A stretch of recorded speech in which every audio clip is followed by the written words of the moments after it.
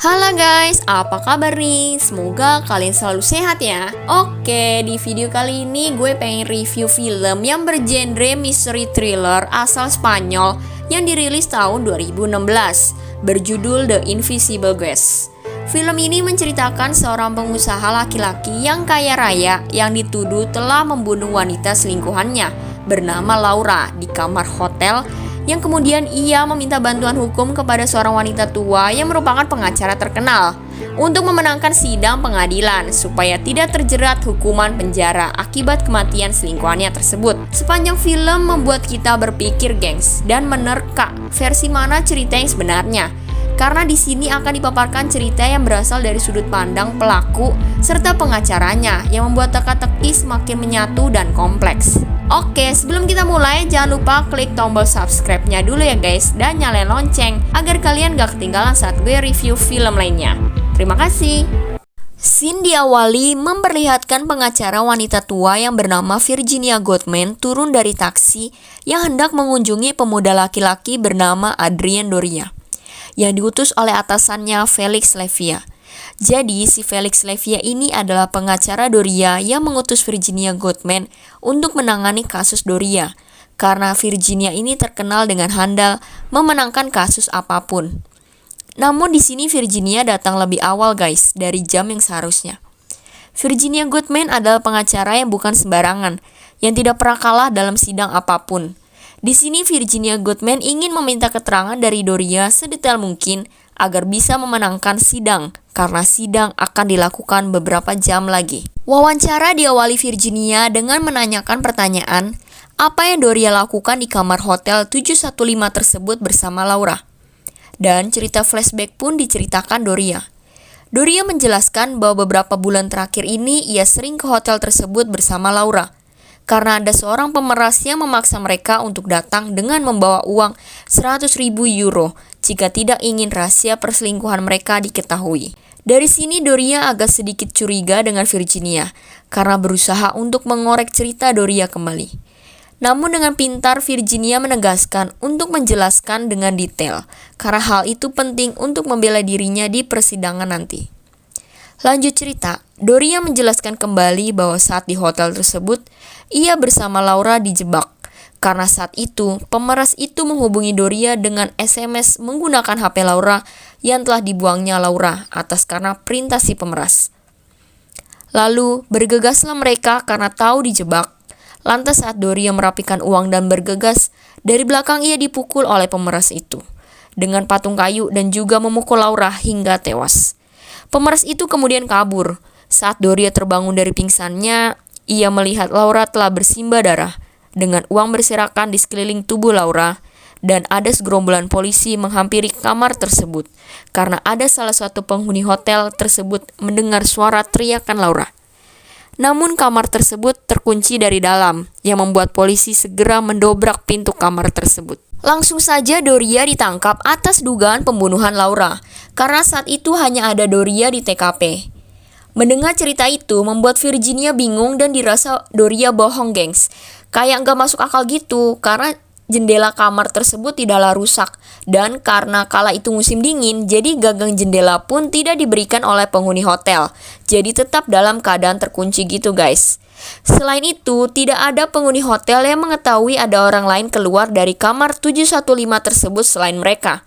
Serta polisi tidak menemukan sidik jari tertentu bekas pelaku. Dugaan kuat juga mengarah bahwa kunci kamar tersebut hanya ada satu dan dipegang oleh Doria. Jadi sangat mustahil orang asing masuk melalui atap langit-langit. Polisi menduga kuat bahwa Doria lah pembunuh selingkuhannya tersebut. Oleh sebab itu, Virginia kembali mendesak Doria untuk menceritakan dengan detail dan jujur. Virginia juga mengarahkan Doria kepada kejadian sebelum mereka berada di hotel tersebut. Dan flashback pun diceritakan kembali oleh Doria. Diperlihatkan di suatu tempat Doria sedang bersama Laura yang merupakan selingkuhannya. Kemudian mereka bergegas pergi untuk pulang. Namun di tengah perjalanan, Doria memilih rute yang berbeda karena dirasa lebih cepat menuju bandara. Di perjalanan, Doria merasa bersalah karena telah selingkuh. Ia juga hendak menyudahi perselingkuhannya dengan Laura karena Doria rindu dan ingat keluarganya. Di samping itu, Laura pun juga telah memiliki suami. Namun, tiba-tiba ada seekor rusa menyeberangi jalan mereka, yang dimana ada sebuah mobil berlawanan arah juga yang sedang melaju. Dan kecelakaan pun terjadi. Doria dan Laura pun tidak apa-apa. Tetapi seorang pemuda yang tadi di mobil menabrak batu. Saat dilihat, ternyata laki-laki tersebut sudah tewas, guys. Langsunglah Doria menelpon polisi, namun dilarang oleh Laura. Karena hal itu akan membuat mereka ketahuan bahwa mereka telah selingkuh. Dan karir serta pekerjaan mereka juga akan hancur, yang dimana sedang jaya-jayanya. Gak lama, ada sebuah mobil yang hendak melaju ke jalan tersebut, gengs. Mereka berdua pun panik. Namun Laura punya akal, gengs. Dia menidurkan korban supaya tidak terlihat dan berpura-pura seolah-olah pemilik mobil yang minta ganti rugi sama Doria karena telah ditabrak mobil Doria. Jadi kayak minta damai gitulah, gengs. Akhirnya orang tersebut percaya dan kemudian kembali melanjutkan perjalanannya. Setelah itu mereka bingung, gengs, untuk membawa pemuda itu. Kan gak mungkin untuk ditinggal, sedangkan udah ada saksi tadi yang melihat. Dan mobil Doria juga mogok, gengs, gak bisa nyala. Jadi Laura memiliki rencana untuk menyuruh Doria menenggelamkan jasad pemuda tersebut bersama mobilnya. Dan Laura berdiam diri di mobil Doria sembari menunggu bantuan datang. Doria sangat merasa bersalah sekali atas kejadian yang menimpanya saat itu. Ia juga sangat rindu untuk berkumpul kembali dengan keluarga kecilnya. Kemudian, sampailah ia di suatu danau, gengs, di mana ia segera menenggelamkan mobil beserta pemuda tersebut. Lalu Doria menghubungi Laura untuk segera menjemput dirinya dan kemudian pergi. Kejadian tak terduga dialami juga oleh Laura, di mana Laura menceritakan kejadian saat ia menunggu bantuan. Laura menceritakan setelah Doria pergi bersama mobil pemuda itu, ia dihampiri oleh seorang bapak-bapak tua yang kebetulan melintasi daerah tersebut. Bapak tua tersebut bernama Thomas, yang merupakan seorang montir. Saat mengecek mobil, ia mendapati bahwa sensor di mobilnya rusak. Dan ia menawarkan untuk membawa mobil tersebut ke rumahnya, karena lebih lengkap gitulah, gengs, peralatan dan perlengkapannya. Dan Laura menyetujui, kemudian mobil Doria pun diderek. Di perjalanan, Thomas terlihat merupakan bapak yang ramah serta baik hati. Di rumahnya juga ia memperkenalkan dengan istrinya. Di dalam, sembari Thomas memperbaiki mobil, Laura mengobrol santai dengan istri Thomas, di mana istrinya tersebut juga memperkenalkan anaknya yang belum pulang, dan memperlihatkan foto anaknya. Anak itu bernama Daniel. Saat melihat betapa terkejutnya Laura, ternyata ia sedang berada di dalam rumah korban, gengs, yang ia tabrak tadi. Langsunglah Laura bergegas pulang. Namun tak terduga saat ia ingin pulang, ia teringat bahwa HP korban ia bawa, gengs, saat tadi. Karena berdering terus. Alhasil, saat sang istri Thomas menelpon Daniel anaknya yang belum pulang, HP-nya bunyi, gengs. Paniklah si Laura. Langsung aja ia menyembunyikan HP-nya itu di sofa supaya tidak ketahuan kalau Laura ambil. Thomas semakin curiga dengan sikap Laura karena seperti ada yang disembunyikan. Lalu setelah itu bergegaslah Laura pulang dan menjemput Doria. Mendengar itu, semakin tertekannya Doria dan juga Laura. Akhirnya mereka memiliki ide untuk menjual mobil Doria untuk menghilangkan bukti. Dan mereka berjanji untuk tidak bertemu lagi selamanya dan mengakhiri perselingkuhannya. Doria juga membuat laporan palsu kepada polisi bahwa mobilnya telah dicuri dari Paris. Jadi di sini ia seolah-olah baru pulang dari Paris, gengs. Scene memperlihatkan Doria sudah kembali ke rumah dan berkumpul bersama istri serta anaknya. Di situ ia masih terus dihantui oleh perasaan bersalah dan takut. Ia juga menonton di televisi bahwa kasus hilangnya pemuda yang bernama Daniel itu telah tersiar dan diberitakan. Mendengar hal tersebut, Virginia tiba-tiba dapat telepon, gengs, yang menuntut Virginia untuk gerak cepat karena pengadilan segera dilakukan. Lanjut, Doria melanjutkan ceritanya bahwa saat di kantor ia mendapatkan telepon dari polisi yang mengatakan bahwa polisi menemukan bekas-bekas tabrakan 5 km dari tempat Daniel.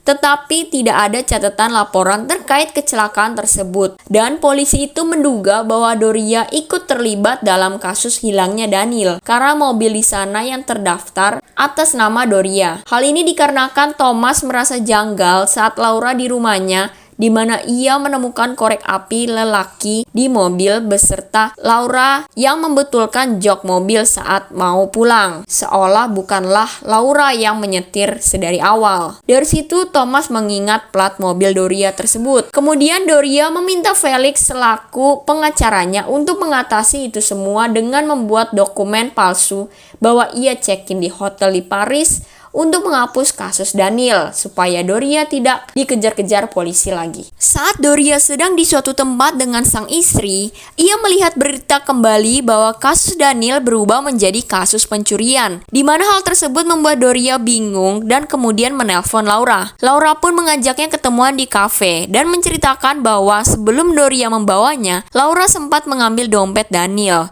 dan diam-diam kemudian ia mentransfer uang dari anonim ke rekening Daniel dengan akses milik suami Laura yang merupakan seorang pegawai bank. Sehingga polisi meyakini bahwa Daniel kabur dari rumah karena telah mencuri uang. Mendengar berita yang beredar, orang tua Daniel tidak terima karena tidak percaya bahwa anaknya seorang pencuri. Namun polisi meyakinkan orang tua Daniel bahwa Doria pergi ke Paris kala itu dengan bukti palsu bookingan hotel yang telah dibuatnya Felix selaku pengacara Doria. Karena saking stresnya, istri Thomas jatuh sakit. Scene beralih memperlihatkan semakin hari Doria tampak sangat sudah sukses dan kaya, gengs. Ia juga mendapat julukan pria masa kini. Di tengah acara, ia didatangi oleh bapaknya Daniel yang menyamar sebagai wartawan. Thomas menyuruh Doria untuk jujur dan mengatakan mayat Daniel ia taruh mana. Namun Doria berusaha untuk bungkam dan meyakinkan bahwa Daniel kabur dan mencuri. Mendengar hal itu membuat Virginia terus menyudutkan masalah